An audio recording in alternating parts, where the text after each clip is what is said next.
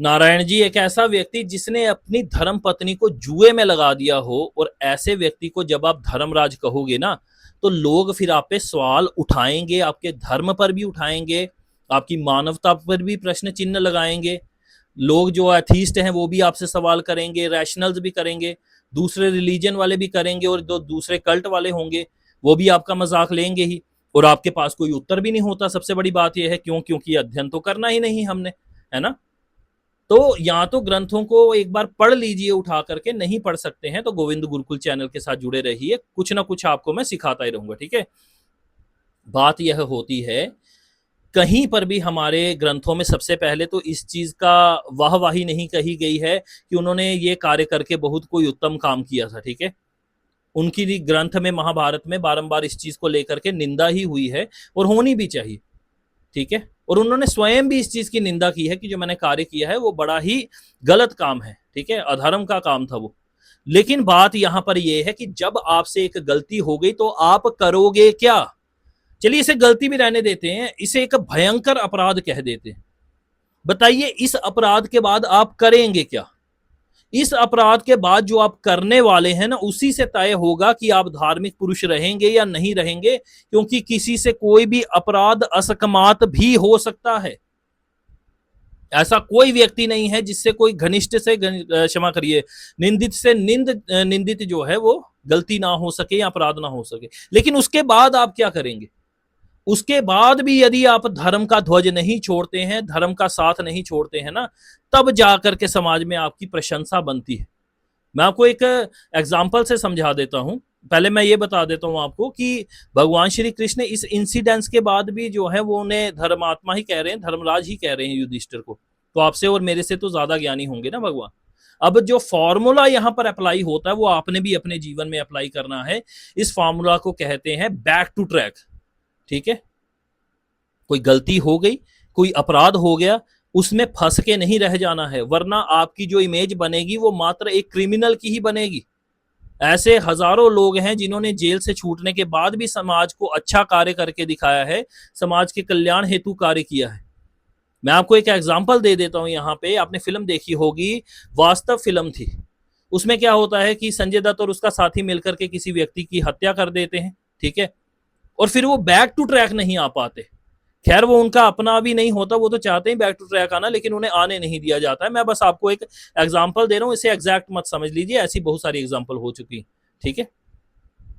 अब यदि वो आ जाते, बैक टू ट्रैक आ जाते, कुछ सजा भुगत लेते हैं, खैर उनके वो सरकमस्टेंसेस नहीं थे, उनके वो हालात थे ही नहीं, ठीक है, वहां तक उनको पहुंचने नहीं दिया। मैं बस आपको ये बता रहा हूं आपने जीवन में क्या करना है, ठीक है। क्यों धर्मराज उनको कहा गया? उन्होंने अपने जीवन में धर्म को पुनः स्थापित किया। उन्होंने जितनी सजा बनती थी अपनी सजा को स्वीकार किया, सजा में वह गए। जाने के बाद भी जब वह जंगल में रहते हैं तब भी भीम और ये द्रौपदी और अर्जुन आदि जो है उन्हें कई बार कहते हैं कि हम हस्तिनापुर पर आक्रमण कर देते हैं। ये वही है वास्तव वाला हिसाब। एक गुनाह हो गया, उसके बाद गुनाह पे गुनाह करते चले गए, तो एक क्रिमिनल की ही इमेज बन के रह गई। लेकिन धर्मात्मा जी ने ऐसा काम नहीं किया। युधिष्ठिर ने कहा कि नहीं, मैंने जो गलती की है मैं उसे भुगतूंगा, उसका प्रायश्चित करूंगा, पश्चाताप करूंगा। मैं शास्त्रों का अवलंबन लेकर भी कभी जो है वो शास्त्रों का दुरुपयोग नहीं करूंगा। कि शास्त्रों में यदि क्षत्रिय धर्म को श्रेष्ठ कहा गया है तो इसका मतलब ये नहीं है कि मैं बाण उठा करके या तुम्हारी तरह तलवार उठा करके या फिर गदा उठा करके मैं चल पड़ूं और हस्तिनापुर पर आक्रमण कर दूं। ये बात उन्हें भीम ने कही है, अर्जुन ने भी कही है, द्रौपदी ने भी कहा है कि जाइए अपना पुरुषार्थ दिखाइए, परंतु उन्होंने कहा नहीं, तुम चले जाओ, तुम लोग जाना चाहते हो तो जंगल छोड़ के चले जाओ, ठीक है, परंतु मैं नहीं जाऊंगा क्योंकि अपराध मैंने किया है। मैं 13 वर्षों तक इस अपराध को भोगूंगा। इसी अपराध की जो सजा है 13 साल की, इसको मैं स्वीकार करूंगा, इसमें तपस्या करूंगा, इसमें श्रेष्ठ आचरण सीखूंगा, धर्म को और ज्यादा अच्छी गहराई से समझूंगा, लेकिन कभी अपने फायदे के लिए अपने ही भाइयों का खून नहीं बहाऊंगा। देखिए एक गलती हो गई कि अपनी जो है वो धर्म पत्नी को उन्होंने जुए के दांव पर लगाया। अब दूसरी गलती करने को उत्सुक किया जा रहा है उनको। अर्जुन और भीम अपना पुरुषार्थ दिखाना चाहते हुए कह रहे कि आज ही चल के हस्तिनापुर पर आक्रमण करते हैं और इन सब लोगों का वध करके जो साम्राज्य है उसे अपने अधीन कर लेते हैं। लेकिन बार बार उन्हें युधिष्ठिर ने समझाया कि मैं अपने धर्म का त्याग नहीं करूंगा, भले ही मेरे से दुनिया का सबसे बड़ा अपराध हो गया हो, लेकिन इसके बाद मैं रिपीट नहीं करूंगा कि मैं जाकर अपने ही भाइयों का, अपने ही पितामह का, अपने गुरुजनों का रक्त बहा डालूं। ठीक है, उन्होंने ये नहीं करने दिया, उनको भी उनको रोका है। ठीक है, एक अपराध हो गया जुआ खेलने का, लेकिन इसके बदले में क्या 50 अपराध और कर दूंगा अपने ही कुल का विनाश करके। उन्होंने धर्म को और अच्छे से समझा और जाना मेरी प्रतिज्ञा क्या है, मैं अपनी प्रतिज्ञा को पूरा करूंगा ताकि समाज को ये पता चल सके मैंने जो कार्य किया है वो कितना निंदित कार्य है। जब ऐसे व्यक्ति होते हैं, जब उनसे कोई गलती हो जाती है और वो जाकर आत्मसमर्पण कर देते हैं ना जज के सामने, ठीक है, या जो जुडिशरी है उसके सामने, तब इससे समाज में एक पॉजिटिव संदेश जाता है कि यदि गलती कर दी है तो दुष्ट लोगों के साथ मिलकर के इस अपराध को आगे ही आगे नहीं बढ़ाना है, बल्कि इस अपराध को यहीं पे खत्म करना है। तब व्यक्ति आपका सम्मान करेंगे, तब वो जुडिशरी भी आपका सम्मान करेंगी और अन्य लोग जो हैं वो भी आपका सम्मान करेंगे। और समाज में भी ये संदेश जाएगा कि अगर एक क्राइम हो भी गया है तो उसको छुपाने के लिए या उसके लिए 10 क्राइम और करने की आवश्यकता नहीं है। एक क्राइम हो गया भाई कि मेरे से किसी की व्यक्ति की हत्या होगी, मान लीजिए कोई व्यक्ति है, अब हो गई है तो दो रास्ते हैं मेरे पास, या तो मैं उसको छुपाने के लिए उनको भी मार डालूं जो जिन्होंने ये होते हुए देखा है।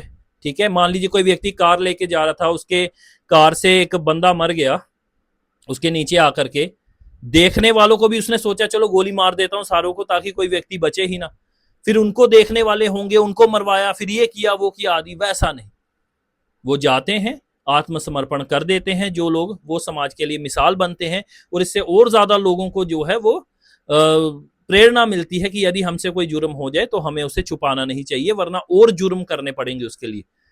इसको कहते हैं बैक टू ट्रैक फॉर्मूला, और इन्हीं लोगों का सम्मान होता है।